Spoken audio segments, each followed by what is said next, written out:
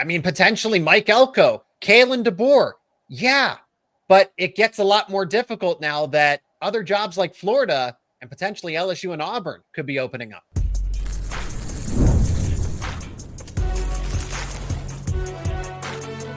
You are Locked On College Crossover, part of the Locked On Podcast Network. Your team every day. That is right. It is a Locked On Crossover to talk head coaching candidates for Penn State and how the landscape of college football could shake out if other jobs open up.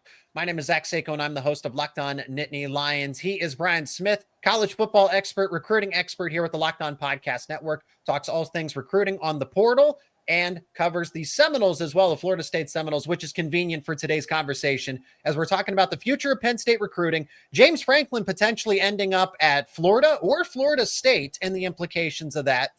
But we're going to begin with Penn State and where the meter is for a lot of these head coaching candidates and why Mike Elko and Kalen DeBoer aren't so far-fetched. Today's episode is brought to you by Gametime. Download the Gametime app, create an account, and use code LOCKEDONCollege for $20 off your first purchase. As always, let us know your thoughts down in the comments section. Be a part of the conversation. Brian, Matt Rule, everybody's going to say it's Matt Rule. Penn State's not getting anybody else. But Mike Elko goes into his press conference and doesn't really say no to the Penn State job. Same thing with Eli Drinkwitz at Missouri. I keep hearing that Kalen DeBoer is potentially interested in Penn State. His name's not going away. If he continues, now here's the thing with Texas A&M and Alabama, if they continue to win, this gets a lot more difficult, but who knows if their seasons go sideways, Penn State's sitting right there ready to hand over the resources to that program, to an up and coming or an established head coach here. So where do we think Penn State's going to end up going? Is it just Rule or nothing at this point for you? Or do you think there's an outside shot they land one of these long shot candidates? My pick is what I'll give in a minute, and it's none of those people, but I think he's a really good coach, but we'll get to that in a second.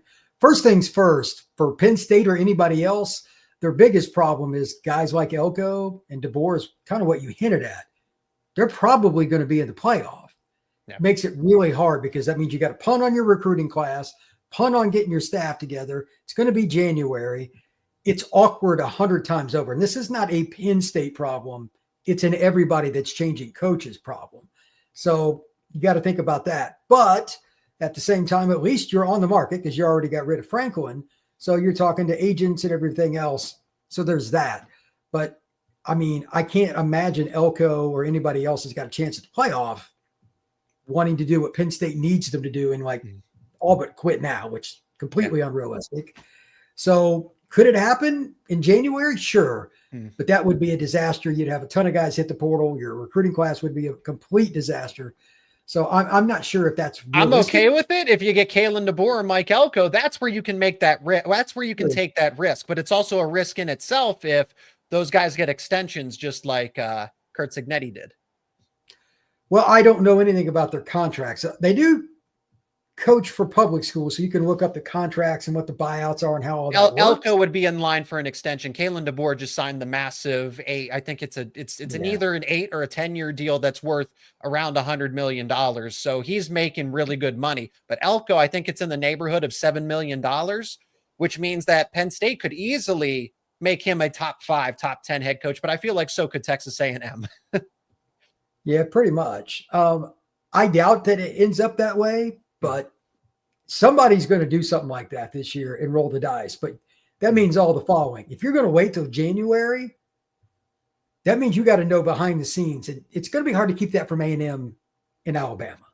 That's not how that works in this industry. So I don't know how you do that. And you can't tell your players that I'm leaving after the playoffs and expect them to be bought in. These are very awkward scenarios. So we'll see. But if that ends up happening, college football is crazy, and it's why it's the most fun sport on earth to be entertained by on a daily basis. I'm here for it, and I know you are too. But I would be shocked if the Alabama head coach left willingly for another job. First off, A&M maybe, but Alabama, you could argue, is the best job in college football. That would be wild. So we'll see. All right. So who are you thinking? You said it's none of those names. It's not even Matt Rule. I think right now the realistic top 3 between, guys that Penn State can legitimately leverage or bring to Penn State and draw mutual interest. It's Matt Rule, Eli Drinkwitz from Missouri, and somebody that Manny Diaz for obvious reasons from Duke. Yeah. Okay. Mike Elko, Kalen DeBoer, those are long shots. Even Urban Meyer, I think, actually has a greater chance of being Penn State's next head coach than DeBoer and Elko. What direction are you going in? I was going to say Matt Campbell. He's from Ohio. He actually played. He's a Midwest guy. I mean, Pennsylvania is part East, part Pennsylvania. It's part East. He would fit in fine, and he's been at Iowa State forever. At some point, are you going to take a job? I mean, there's only so much you can do at Iowa State. You cannot get the elite players to go there, and they've done a great job. Winning 7-8 games a year at Iowa State doesn't sound like much, but that's about the equivalent of 10 or 11 at Alabama. It just is. Rocco Beck ain't going to be there much longer. How good are you really going to be? You could be 4-8 real quick at Iowa State. So that league's gotten better. Texas Tech, BYU spending money, Baylor spending money. You want to be in that rock fight? That's not going to be very easy. So I wouldn't be surprised if he at least got an interview. We'll see. But at the same time, they've got to pick somebody. Diaz wouldn't shock me if it ended up being him. I don't think that'd be a great pick, but he would stabilize the program. There's that. But these home run hires for everybody, again, just to reiterate, it's really hard because they're not going to be done until January. You miss the portal and you miss National Signing Day. That's rough, man. That's really rough. Yeah, and once you make a hire, there's don't quote me on the amount of days, but I think there's give or take a 2-week window for Penn State 15. players to 15 days exactly to leave. Penn State doesn't get an opportunity to bring players in, but I guess in theory, if Elko or DeBoer would leave, then they also get a window to once that hire is made by A&M or Alabama to replace their respective head coach in a hypothetical, those players would then follow to Penn State. So kind of all balances out at the end of the day. I'm fine with it. I'm fine. If Penn State thinks that it can legitimately land one of the best coaches objectively in college football and poach from the SEC, do it. Because there are a lot of good coaching candidates out there for Penn State. That's why I don't think they need to settle for a Matt Rule. I don't think Matt Rule's the worst hire, but it's definitely not the best hire that they could make, especially again, when guys aren't directly saying no other than Cignetti in Indiana. They made that very clear that they're going to stick with each other. But Penn State, the competition gets a lot tougher when Florida is now opened up. Potentially Florida State, who you cover, could open up. LSU, Auburn. So do you want to wait till January, middle of January, to go up against all of these other blue blood or just elite caliber schools where they're all top 15 and now you're courting the same head coaching candidates? That's something that a lot of people have discussed. Our buddy Zach Blackerby runs Locked On Auburn. He's made it obvious, hey, this isn't a great year. Like Free's probably done, but like this isn't exactly the best year for this. Like the Florida job to me is out of this list is the easy number one because of recruiting. But that, like you said, LSU, Penn State, Auburn, like the pickings are going to get slim really fast. Oklahoma State is in there too. That's still a coveted Big 12 job. Yeah, and now, I mean, who knows what other jobs will come open. NC State's a pretty good bet to come open. There's a lot of opportunities, man. And that not only, this is the other part. It's not who you hire just at head coach. It's your assistants. And if more jobs come open, the coordinator pool will get dwindled real quick because one of them's going, they want me to be the head coach. You got to take those jobs. It changes the trajectory of your families for generations. You can go get a $25 million contract for 6 years. It doesn't sound like much, but even if it's just that amount, I mean, it's still $25 million somewhere. You got to take it. So this is a very awkward year for any school, Penn State included, to go get a head coach. So maybe it's in their best interest to make a decision sooner rather than later. But if you're going for the home run, you're going to have to play the waiting game. It's just something to keep an eye on from Penn State's perspective. And more jobs could, in theory, open up and make this a lot more difficult. And Florida already made its decision. I said how Penn State has started somewhat of a trend here that no buyout is too big, no recruiting class is too great. You can move on from your head coach if it's not working out. So Florida did that with Billy Napier. Does that mean they're getting the guy that Penn State just fired? Might not even be that Florida school that gets James Franklin. We're going to talk about it next here on this Locked On Crossover. And this episode is brought to you by Mazda. Mazda crafts cars for those who do more than simply move. Mazda delivers confidence with every ride, with more IIH Top Safety Pick Plus awards than anyone else. From footwork to breath work, athletes sweat all of the details. Mazda brings the same intention to how we craft every model. You can feel Japanese craftsmanship in every detail, from the metallic accents to available Napa leather upholstery. You can make everyday drives feel like anything but, from smooth handling to intuitive controls. And with all-wheel drive standard in every crossover SUV, you can drive with confidence through almost any season.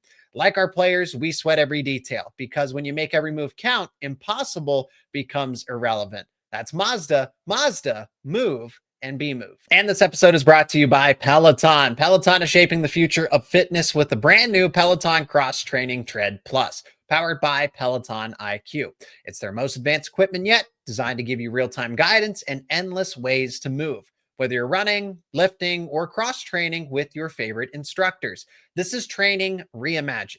Peloton is built for breakthroughs. With tools that help you plan, stay motivated, and reach peak performance. You're going to love how Peloton IQ, the system, offers real-time strength coaching. It actually tracks your reps, suggests the right weights, and corrects your form, making every rep safer and smarter. The swivel screen is a game changer. You can go from running on the Tread Plus to strength training without missing a beat.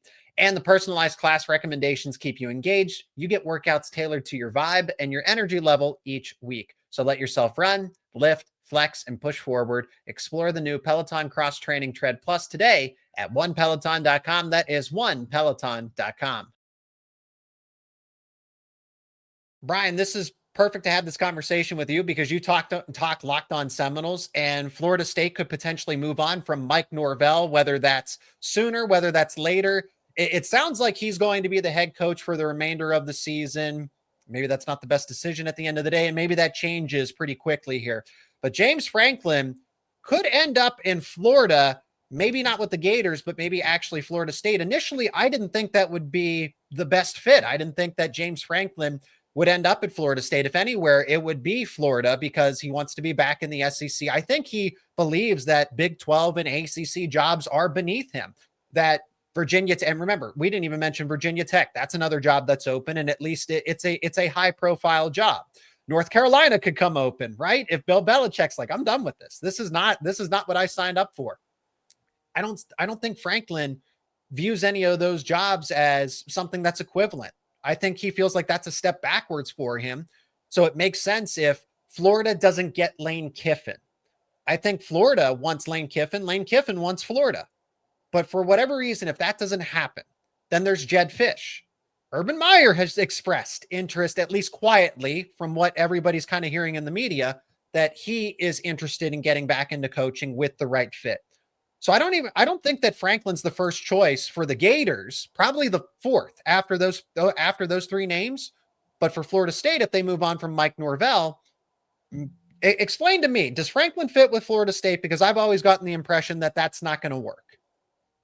I wouldn't think it would be necessarily a great fit, but he has coached in the South before. He was at Vanderbilt, and he's a recruiter. Lord only knows Florida State fans would be all over that opportunity, because Norvell is not a good recruiter by trade. But I just don't think that they want a guy that fits his mentality. They need somebody that's more rah-rah and is an offensive coach. Like, the offenses at Penn State is what he got yelled at all the time about. So I don't think the fit is there. And then, like, again, he's not as all shucks as Bobby or any of that. Like, North Florida's pretty chill. He's a little pretentious, I think, for what Florida State fans would be used to. But if he came out of the gate winning, they'd put up with him. So two ways to look at it. Winning cures everything, because had Penn State just won one other game, he would still be employed with the Nittany Lions. So what direction would Florida State go in then? And then do you think that Florida, do you think I'm wrong to say that James Franklin would be the fourth name on that hypothetical list for the Gators? It's possible. I mean, I don't know what. There's no way he would say no to that job. That's a top 5 job in college football. But the guy they want the most is Kiffin. Yeah. Second on the list is Marcus Freeman, which probably not very obtainable. Well, Jed After Fish. That, he's on the list, but a little further down. He hasn't been in the East here recently, but he's a Florida guy. His wife's a Florida gal. I mean, he'd probably crawl there, but he hasn't won big. Yeah. You know, there aren't many guys like that. And getting people to make lateral moves, uproot their families is pretty hard. But Florida's got the Bull Gator Club, so anything's possible. Franklin would be on the list. You know, I don't know how far down he is, but Florida fans after this, what is it, 4 in a row they've fired, like since Meyer? Like, I don't know if Franklin would be the answer they're looking for. So we'll see. But right now, Kiffin's top of their board. Yeah, it seems like Lane Kiffin or bust. When I'm thinking Florida State, Deion Sanders, because obviously he played there. What are we thinking for Florida State? And you're more plugged in there. I don't think Deion's going anywhere because he recently admitted he had some pain in his leg, blood clots and all that stuff. And he said so openly, unsolicited. That's not going to go over very well with ADs because they need consistency. Yeah. You don't know how long Deion's going to coach. I don't think he's going anywhere. Nothing against him, but that's just a medical thing. These are the guys that I would call if I was Florida State, LSU, Penn State. And I think all of them are possibilities. But like I've heard Jeff Brom is going to stay at Louisville. He's going to get a phone call from everybody, but even UF. He is. Yeah. He's a really good coach. Yeah. He's a Louisville grad. Yeah. He wants to stay. Like Florida, if you don't have interest in Florida, you pretty much aren't leaving anywhere. Okay. No offense to Louisville. That's not competitive. Which one's the better job? It is what it is. I don't know if he would come. Again, I'm a bigger Matt Campbell fan than some. I don't know if he'd be a fit. Florida State, Florida, I would imagine they'll kick the tires. But then you kind of get into that iffiness. Like with Florida, okay, it's Lane. He's got a connection there. His wife went to school there, etc. But then it's just kind of the abyss. Like, where do you think is the best fit? And there's about 20 names that I have on here. I don't know. Like, I could see Florida State ending up with Fran Brown because he's got connections recruiting in Florida. He coached in Georgia. I don't think UF would take that, but I don't think Florida State's as good a job as UF because the SEC moniker, it changes recruiting. Yes. And they honestly just have a different budget. The other name, though, is Rhett Lashley. SMU's got deep pockets because of all the oil money. That's a name, if I was Penn State, that I'd be interested in. He was the OC at Auburn in 2013 through 16 when Auburn went to the national title game. They were really good through there. That's a possibility. Alex Golish is kind of the wild card. He's the guy that's at USF. He was with UCF and then they went up to Tennessee. He knows offense. Again, especially schools like Florida State, they're used to offense. That's somebody I think that would be interesting. I don't know if Penn State would be interested, but I just think he's a guy that can coach anywhere. He's taken a misfit team that went to the swamp and won this year. That's somebody you should watch. And then you get into the coordinators. Buster Faulkner at Georgia Tech. He's coached all over the South. He's been under Kirby. That would be an excellent hire. Then you get into some of the other coordinators too. Will Stein at Oregon. Yep. But I don't think there's going to be any home run hire across college football unless Lane goes from Ole Miss to Florida. Well, and that's just it. I think James Franklin doesn't even need to make a decision fairly quickly. He's always going to have the fallback potentially. Virginia Tech's going to want him, even though he might not want Virginia Tech initially. Same thing with Florida State.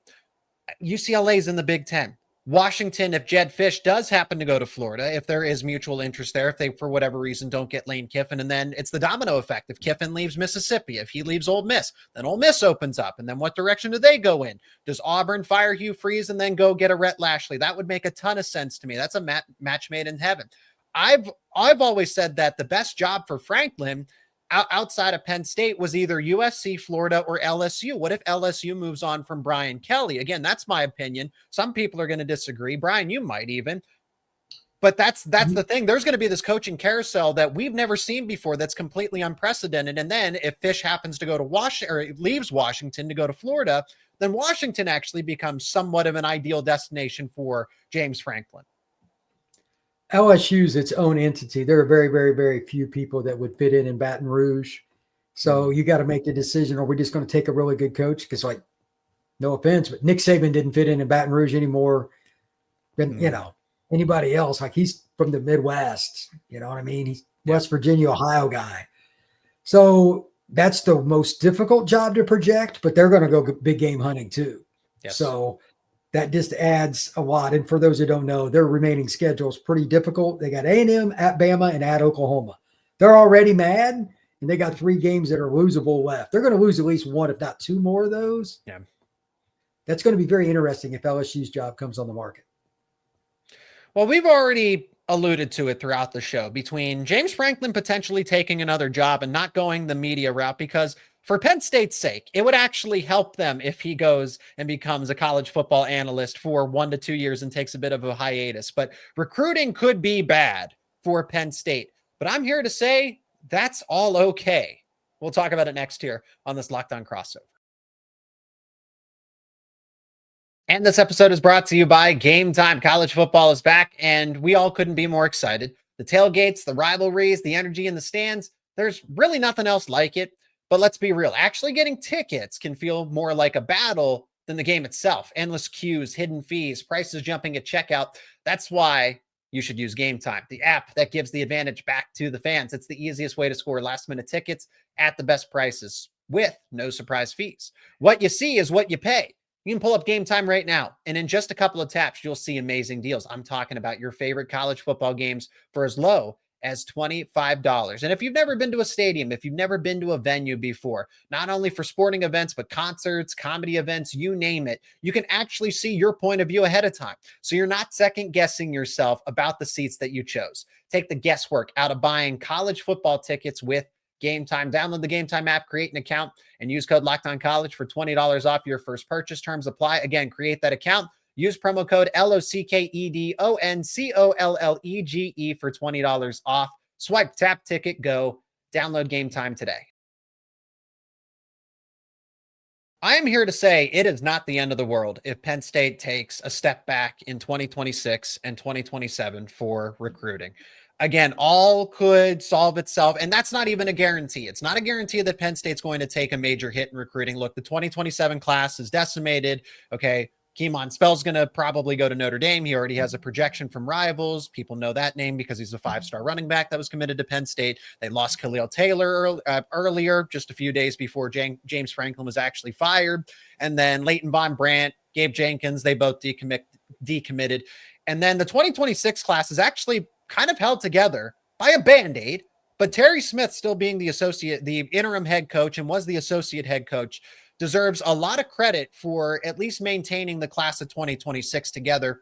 They would commit to Penn State, and they've said, hey, I am still committed. I would like to be here, but because I don't know what's happening, I have to open up my options to make sure I'm doing what's best for me at the end of the day, which I could never blame them. The transfer portal solves all of this. You get a new head coach, you're going to get the players that he had for the most part to follow him. You could potentially get other players in the transfer portal as well, as there's more coaching changes. So if this was pre-2021, before the transfer portal and before NIL, Brian, I'd be concerned. I'd say, this is going to be a 3, 4, 5-year rebuild plan. No, you can reload immediately because of the transfer portal, as we've seen with Indiana and Kurt Cignetti. If you hire the coach, let's just use, since you brought him up, the Cignetti method. They brought 13 players over from James Madison. Mm-hmm. That mattered. They already knew the system, and they were key guys. Hey, man, Fisher, like the linebacker and stuff, like those guys were plug and play, changed their program.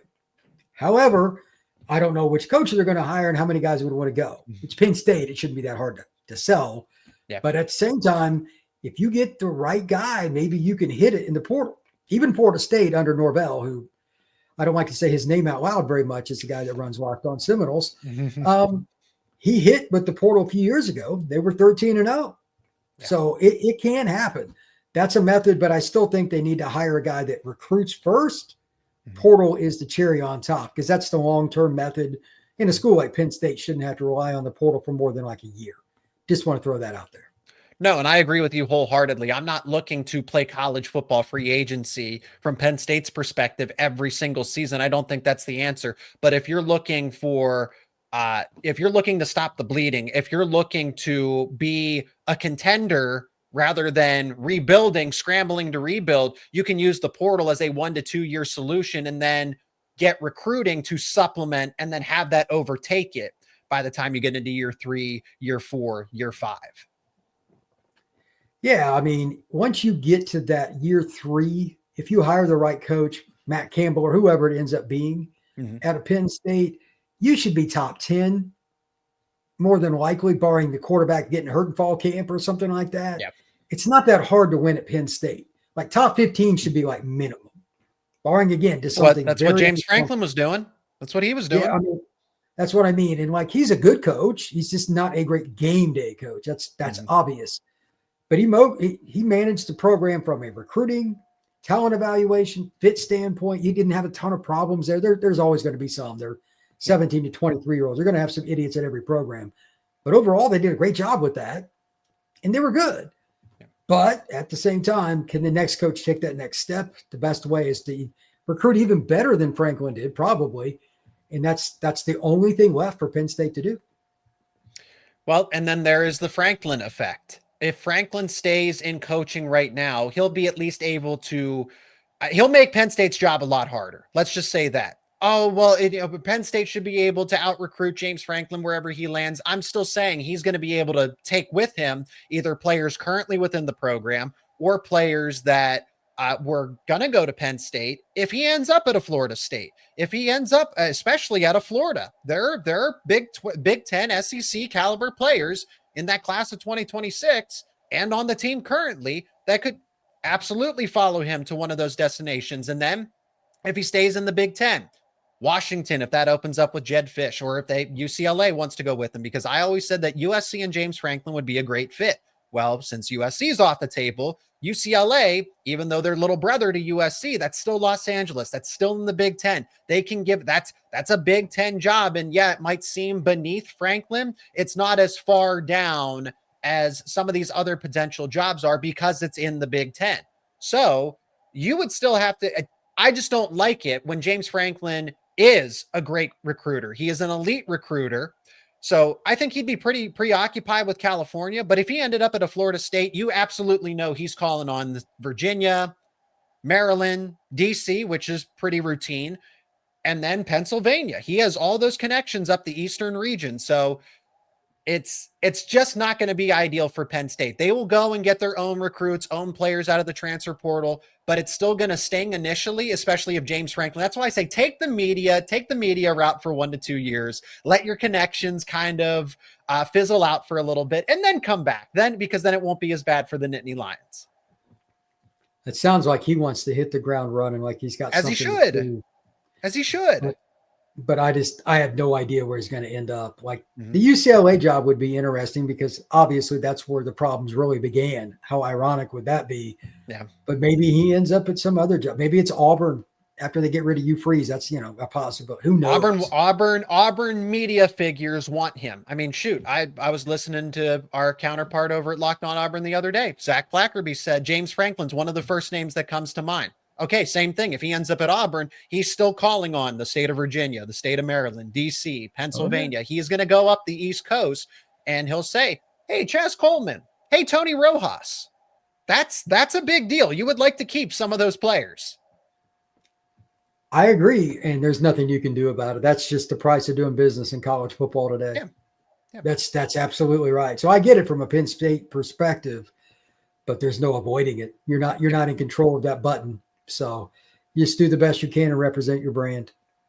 No, Penn State will get its own players with a new head coach. I'm just saying, if you're going to try to, hey, let's supplement through recruiting, James Franklin's going to be right there in those same conversations with those same prospects, just so everybody's aware. It's not the end all be all. Just know that it makes the new head coach's job a lot harder if he lands a new head coaching job. That's why I say take the media route. Go on to ESPN, make some appearances on College Game Day. You look good up there on the panel. You look good. Why not do that for 2 years? Okay, take some time to yourself.